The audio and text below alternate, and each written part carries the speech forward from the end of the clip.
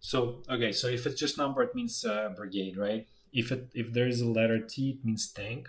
So for in this case, it's tank brigade, and then in Russian case, it's a tank, and then D means stands for division, right? So it's a tank division. So M stands for mechanized division, right? So just a larger than brigade. And division, usually you can kind of think it's 10,000 people. It's not perfect, but you just can simplify it. It's simplifying assumption, let's put it this way. In case of airborne, this is air. A stands for air, and then D, airborne division. It's less. They usually like less than a 9,000, usually like 8.5. So you can say 8.5, 9, whatever is easier for your brain to kind of keep in mind. And then here, AB, it means 11th Airborne Brigade. And airborne brigades are smaller, so they about 3,000 people, just for simplistic purposes, right? And the same goes true for NB, which stands for Naval Infantry Brigade, the same kind of stuff. About you can just for simplicity just assume it's 3,000 people. Then we have, let's say in this case, 14 SFB. SFB means Special Forces Brigade.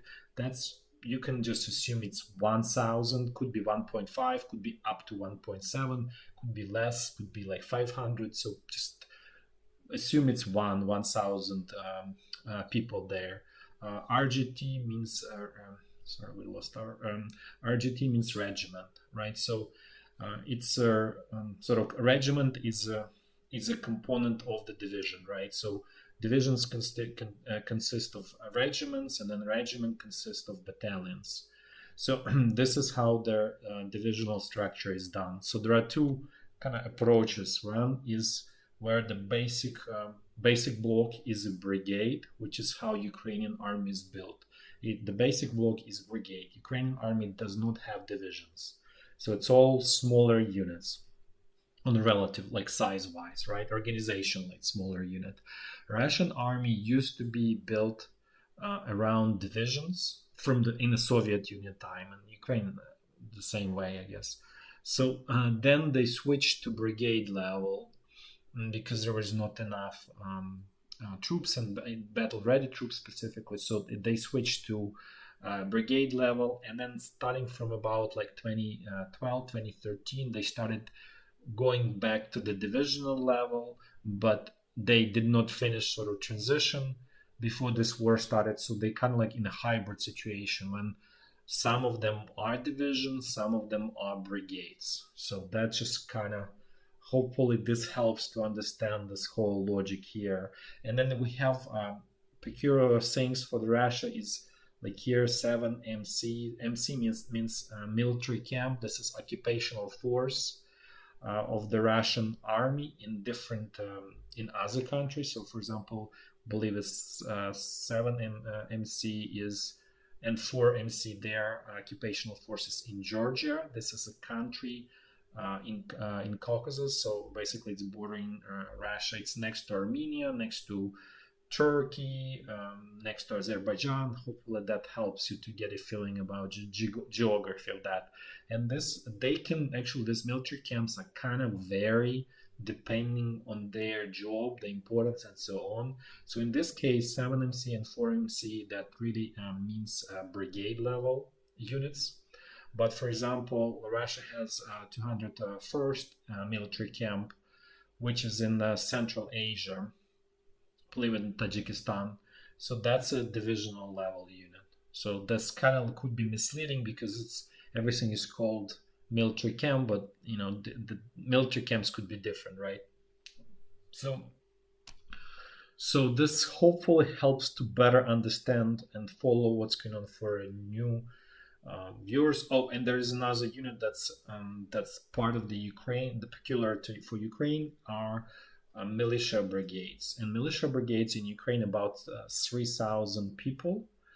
They literally have no artillery, no tanks, no any armored infantry vehicles, no nothing. Just literally, they have trucks and they have soldiers with machine guns, with rifles, with anti-tank rockets and anti-air rockets, and that's pretty much it. So it's extremely lightly armed units, right? So they have a very limited ability to withstand to the attacks of units that have artillery, that have mortars, that have air support, and so on, and have tanks and all of that. So they really low on firepower basically. So that needs to be understood. And those units in Ukraine usually about 100, right? So if it's anything about 100, and I think it starts at 100 exactly, that really means that's the militia brigade. So hopefully that helps to understand this whole logic, and we're still planning to make separate videos to discuss a little bit this whole thing in more in depth and detail, and more precision. But just for today, hopefully this is going to be sufficient to kind of get by. Let's put this way. Then there was always never-ending question: what's going on with 700,000 Ukrainian recruits? What are they doing? What's going on?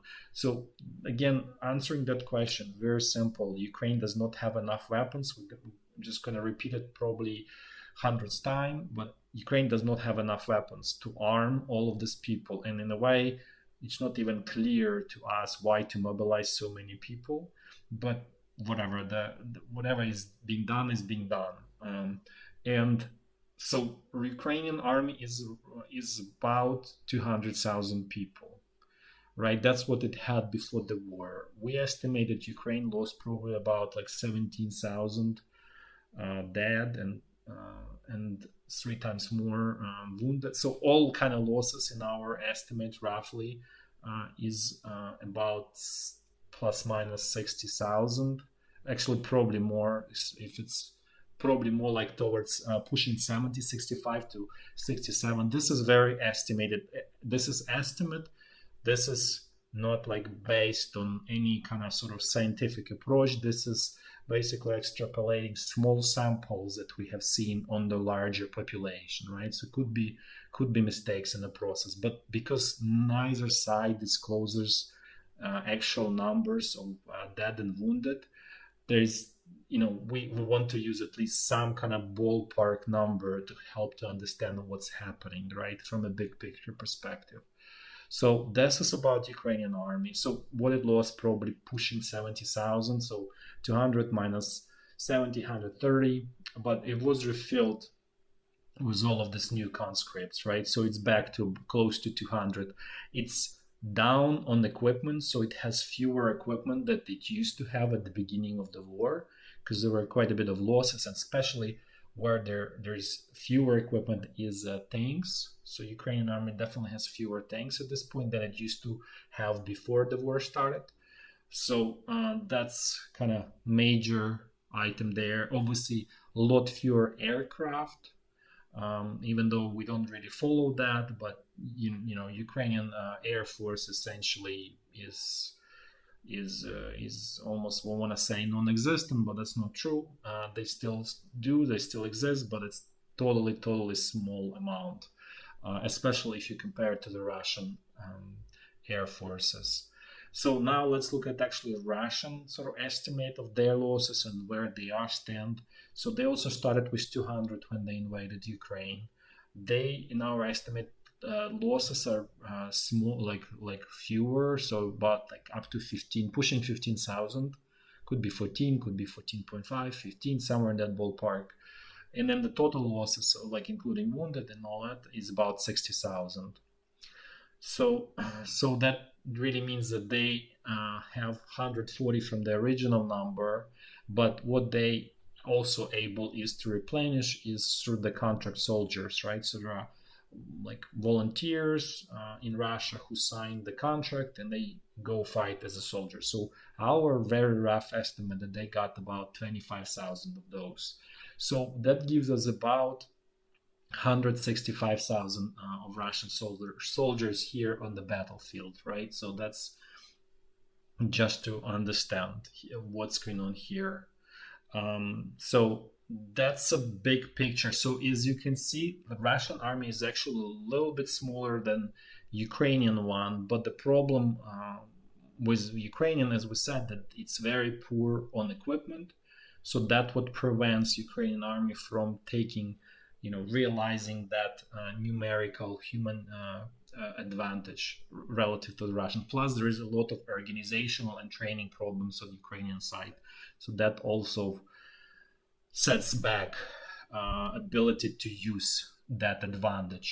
And that's for that reason, Ukraine, in the current shape and form, if there is no changes in Ukrainian army, it needs a lot more foreign weapons to be able to successfully continue fighting than otherwise would have been needed, because there is less training, like more like lower quality command. And to be fair, Russian side suffers equally the same in terms of low quality of command. So there is we said it many times, the both army are kind of twins in that way.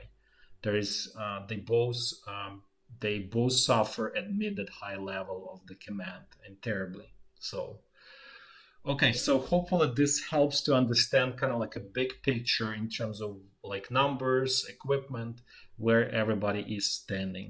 Now let's actually go and look at what's going on at the front lines. We're going to do, as always, in clockwise fashion, and we're going to start from the very north, from Chernihiv region, and then we're going to go down south. So this whole section that used to be quiet, as we said before, about 3 weeks ago, was relatively quiet. Now it's artillery ping pong in different locations. They just sometimes here, there. But basically, about a couple days ago, we observed that intensity slightly went up, and it stays at that level, at the heightened level. It didn't go up further more, but there is clear ping pong going on here. And this ping pong, in our opinion, is for the Russia to keep the door open to declare formal war on Ukraine if they decide to go past of mobilization inside of the country. And in our scenario is that they will be forced to do that unless they use other weapons, such as nuclear weapons, or there is decision to have a peace somehow. We don't believe in those. We believe that those scenarios are extremely low probability. So in our opinion, it's most probable scenario that there is a mobilization in Russia, and then there is another turn of this war. So now let's actually look at what's going on northeast of Kharkiv. Front line here is more or less stable. There is the essence of the fight is Ukrainian side wants to completely destroy this Russian buffer here on Ukrainian territory, and Russian side wants to prevent Ukrainian side from destroying that buffer. So it's low intensity fighting. It's at the level of like company at most, squads. It's nothing terribly intense here. There is ongoing fighting for this village Ternova. There are here some of the sort of rumors that Russian troops try to launch tiny kind of offensive here. Not really meaning like a company size at most. It's really not nothing major. Basically, it's these units here. We don't even know if they are still there. What we're seeing here, it's mostly as the infantry, is second and third rated troops from DNR and LNR. Those are Ukrainian occupied territories that the Russian side, where basically they created puppet governments there and basically mobilize forcibly mobilizing people, or there's just volunteer contractors who go and fight for Russian side, basically. So that's kind of essence of what's going on here. And the backbone here is obviously Russian artillery, which helps this low quality troops to hold the line, essentially. That's how it kind of essentially the balance of power here. Now let's go south. Let's look at what's going on at Izum bridgehead and Liman bridgehead, because there were some events there today. So this is schematic picture of the Liman bridgehead here, and this is all Russian units here. This is Ukrainian. At this point, workhorse here are these 4 mechanized brigades, because these units are above, and that's why we put them in a gray color. They're pretty exhausted.